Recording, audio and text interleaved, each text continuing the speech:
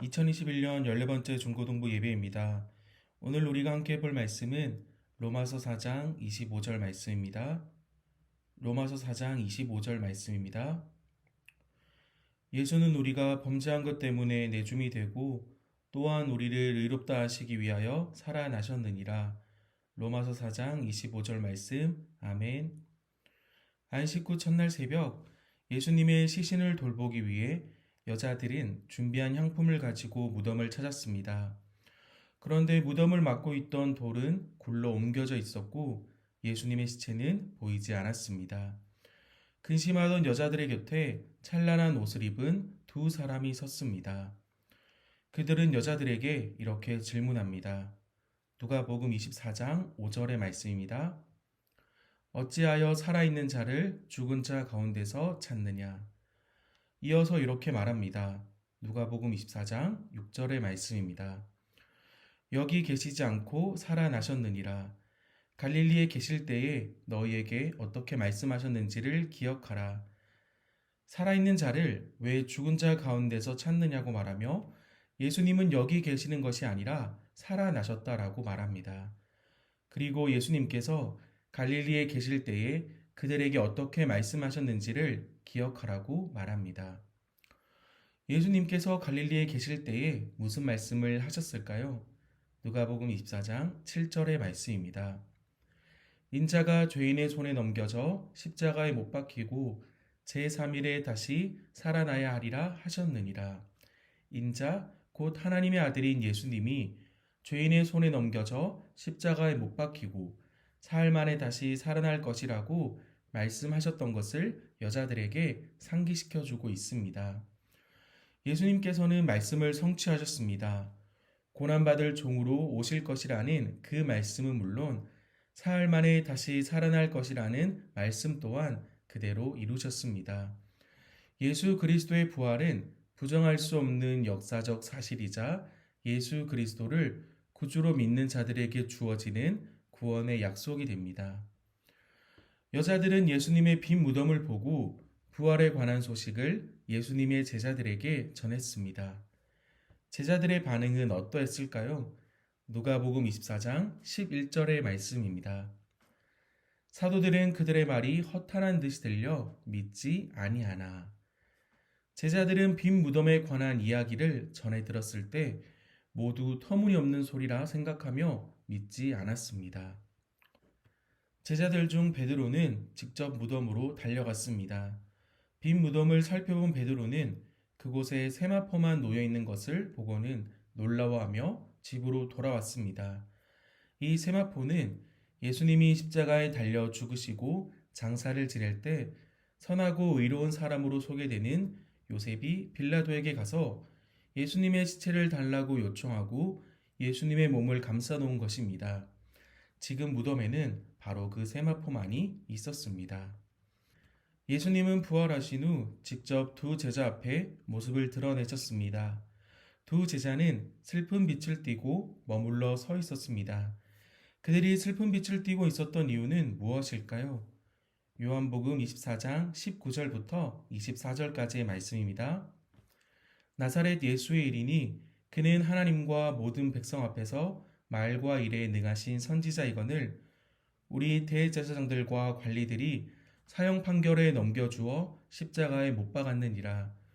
우리는 이 사람이 이스라엘을 속량할 자라고 바랐노라. 이뿐 아니라 이 일이 일어난 지가 사흘째요. 또한 우리 중에 어떤 여자들이 우리로 놀라게 하였으니 이는 그들이 새벽에 무덤에 갔다가 그의 시체는 보지 못하고 와서 그가 살아나셨다 하는 천사들의 나타남을 보았다 함이라. 또 우리와 함께한 자 중에 두어 사람이 무덤에 가 과연 여자들이 말한 바와 같음을 보았으나 예수는 보지 못하였느니라. 제자들은 예수님이 이스라엘을 속량할 메시아라고 생각하며 따랐는데 주님은 십자가에 달려 죽으시고 예수님의 시체가 있는 무덤에는 세마포만이 있었고 천사들은 예수님이 살아나셨다고 했지만 그 누구도 예수님을 보지 못했다는 사실이 그들로 하여금 근심을 갖게 하였습니다. 이것이 제자들이 슬픈 빛을 띠고 있었던 이유입니다. 그런 제자들 앞에 나타난 예수님은 그들을 책망하셨습니다. 누가복음 24장 25절부터 26절까지의 말씀입니다. 미련하고 선지자들이 말한 모든 것을 마음에 더디 믿는 자들이여, 그리스도가 이런 고난을 받고 자기의 영광에 들어가야 할 것이 아니냐. 예수님은 제자들을 미련하고 선지자들이 말한 모든 것을 마음에 더디 믿는 자들이라 부릅니다. 예수님께서 고난받으시고 부활하신 것은 말씀대로 예언을 성취하신 것이라고 분명하게 말씀하십니다. 누가복음 9장 22절의 말씀입니다. 인자가 많은 고난을 받고 장로들과 대제사장들과 서기관들에게 버림받아 죽임을 당하고 제3일에 살아나야 하리라. 예수님은 제자들에게 자신의 죽음과 부활에 대해 분명하게 그리고 계속해서 말씀하셨습니다. 제자들은 예수님의 말씀을 믿고 말씀대로 이루어 가실 주님을 기대해야 했지만 그들은 그렇게 하지 못했습니다. 예수님의 부활에 대해 성경은 어떻게 말하고 있을까요?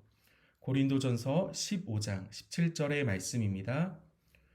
그리스도께서 다시 살아나신 일이 없으면 너희의 믿음도 헛되고 너희가 여전히 죄 가운데 있을 것이요. 그리스도께서 다시 살아나신 일, 예수 그리스도의 부활이 없으면 우리의 믿음이 헛된 것은 물론 우리는 여전히 죄 가운데 있을 것이라 말합니다. 우리의 믿음이 헛되지 않는 것, 죄 가운데 있지 않을 수 있는 근거는 바로 예수 그리스도의 부활입니다. 하나님께서 살리신 이는 썩음을 당하지 않습니다. 우리는 영원하신 분, 진리 되신 그 이름 예수 그리스도의 능력을 힘입어 죄사함을 얻는 것입니다. 로마서 4장 25절의 말씀입니다. 예수는 우리가 범죄한 것 때문에 내줌이 되고 또한 우리를 의롭다 하시기 위하여 살아나셨느니라. 예수님은 우리의 죄를 대속하셨습니다. 죄인을 의롭게 하기 위해 살아나셨습니다. 예수님은 죽음에 머물러 계시지 않았기 때문에 우리는 죄 가운데 머물러 있지 않을 수 있는 것입니다. 한 사람의 죽음으로, 한 사람의 부활로 우리는 그리스도 안에서 영원한 삶을 얻을 수 있는 것입니다. 이 모든 것은 예수 그리스도로 말미암은 것임을 우리는 잊어서는 안 됩니다. 존 칼빈은 기독교 강요에서 예수 그리스도의 부활의 의미에 대해 이렇게 말합니다. 그리스도의 죽음으로 죄가 없어졌고 그분의 부활로 의가 되살아나 회복되었다. 그분 자신이 죽음에 굴복했다면 어떻게 우리를 죽음에서 자유롭게 하실 수 있고 그분이 그 싸움에서 패배했다면 어떻게 우리를 위한 승리를 쟁취하실 수 있었겠는가? 이런 점에서 구원의 내용은 마땅히 그리스도의 죽음과 부활이라는 두 가지로 나누어 생각할 필요가 있다. 그리스도의 죽음을 통해 죄가 말살되고 죽음이 정복되었으며 그분의 부활을 통해 의가 회복되고 생명이 되살아났다. 그분의 죽음이 우리 안에서 능력과 효력을 나타낼 수 있게 된 이유는 그분의 부활 때문이다. 예수 그리스도의 육체가 무덤에 그대로 머물러 있었다면 우리는 여전히 죄인으로 죄의 굴레에서 벗어나지 못했을 것입니다. 그분의 죽음이 우리 안에서 능력과 효력을 나타낼 수 있게 된 이유는 그분의 부활 때문입니다. 예수 그리스도의 부활은 죄의 용서와 죽음으로부터의 구원, 영원한 생명을 가능케 합니다. 그리고 예수 그리스도의 부활은 하나님의 말씀을, 하나님의 약속을 성취한 것입니다.